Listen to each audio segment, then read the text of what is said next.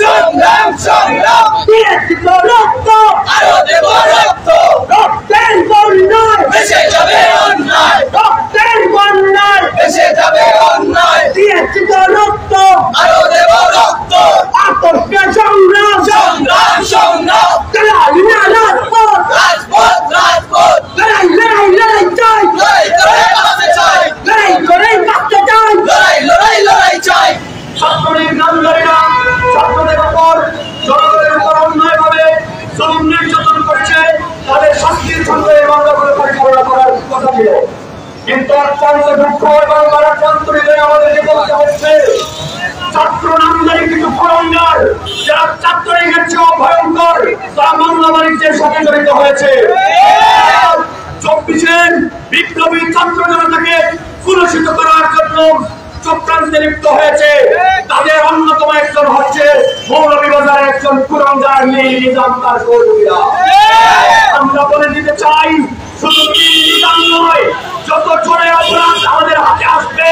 তাদের চামড়া আমরা পিঠের থেকে তুলে নেব শহীদের রক্ত আমরা কখনো বিটা যেতে দেব না আবু সাইদ মেয়ের মুক্ত তাদের রক্ত বিটা যেতে পারে না হাসিনাকে যেভাবে আমরা প্রতিহত করেছি সকল মামলাবাজদেরকে আমরা রুখে দেবো ইনশাআল্লাহ পরিশেষে একটি কথা বলতে চাই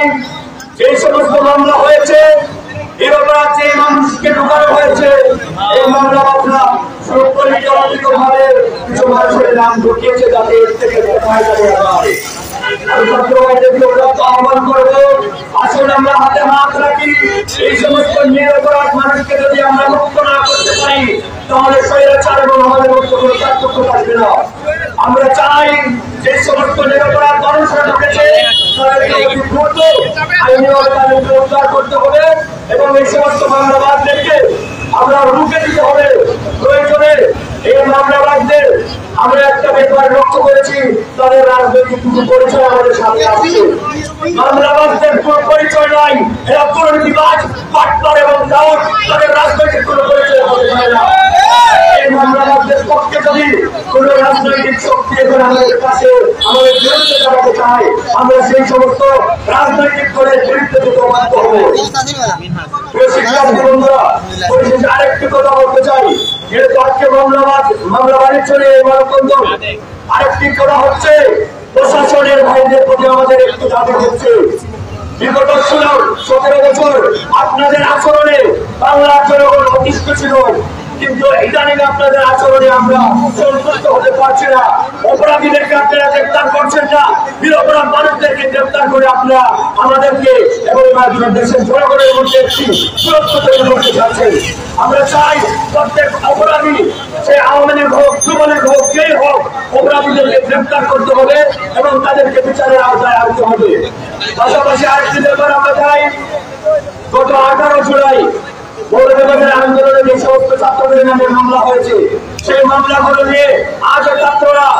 আদালতে হাজিরা দিতে হচ্ছে সেই ব্যাপারগুলো আপনারা ক্লিয়ার করবেন আমরা আশা করছি পরিশেষে এই মামলাবাজদেরকে রুখে দিতে সকল অন্যায় অপরাধ জুলুমের বিরুদ্ধে ছাত্র জনতার 24-এর ছাত্র জনতার বিপ্লবী হাতকে শক্তিশালী করার জন্য উদাত্ত আহ্বান রেখে আমি আমার সংক্ষিপ্ত বক্তব্য এখানে শেষ করছি আমার সোনার বাংলায় বৈষম্যের ঠাঁই নাই বৈষম্যের ঠাঁই নাই আমার সোনার বাংলায় এই মামলা বাণিজ্যের সাথে জড়িত তাদেরকে অতি সত্তর আইনের আওতায় আনা হোক এবং তাদেরকে সবার সামনে দৃষ্টান্তমূলক বিচারের দাবিতে আজকের এই মানববন্ধন ও কর্মসূচি অনুষ্ঠিত হয়েছে আপনারা জানেন এই বৈষম্য বিরোধী ছাত্র আন্দোলন মৌলভীবাজারের প্ল্যাটফর্ম গত 4 আগস্ট এই মৌলভীবাজার শহরে এক ইতিহাস রচিত হয়েছে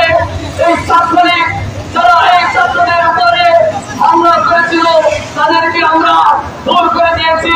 তাদের নাম বন্ধ পর্যন্ত এই ছাত্র সমাজ রাখিনি সুতরাং যারা ছাত্রলীগের কর্মী ছিল তারা এই দেশ থেকে প্রতারিত হয়ে গেছে বৈষম্য বিরোধী ছাত্র আন্দোলনের ব্যানারে এসে যারা দুর্নীতিবাদ ও চাঁদাবাজি করবে আমরা তাদেরকে প্রতারিত করতে বাধ্য হব সুতরাং আমি বলতে চাই এই দুর্নীতিবাদ ও চাঁদাবাজির সাথে যারা জড়িত ছিল আমরা যাদের প্রমাণ পেয়েছি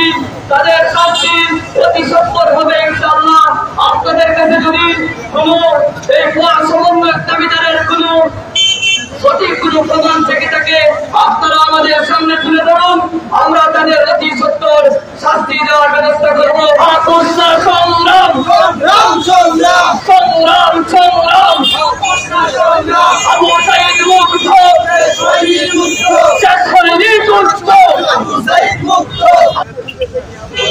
কোন দালালদের দেশে ঠাই আছে কি? কোন দালালকে কি এই মৌলভীবাজারে জায়গা দেওয়া হবে? সবাইকে অসংখ্য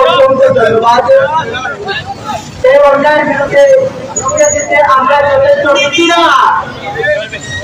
একজনই যথেষ্ট, একজনে যথেষ্ট। কোন ব্যাটিসবাদীদের জায়গায় দিতে হবে না।